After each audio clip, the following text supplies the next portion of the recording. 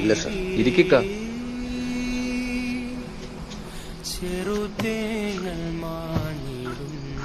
ഇപ്പൊ ഇവിടെ ഇങ്ങനെ ഒരു പാലം വരേണ്ട യാതൊരു ആവശ്യവും ഇവിടുത്തുകാർക്കില്ല.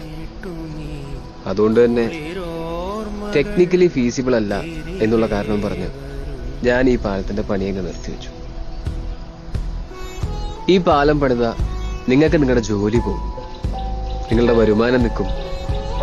നിങ്ങളുടെ ഇപ്പോഴത്തെ ആരോഗ്യസ്ഥിതി വെച്ച് നിങ്ങൾക്ക് വേറൊരു ജോലിക്കും പോകാൻ പറ്റില്ല. ഇതൊന്നും ഈ പാലം പണിയാമെന്ന് എനിക്ക് അറിയില്ലല്ലോ. ഒരു കട്ടൻ എടുക്കട്ടെ?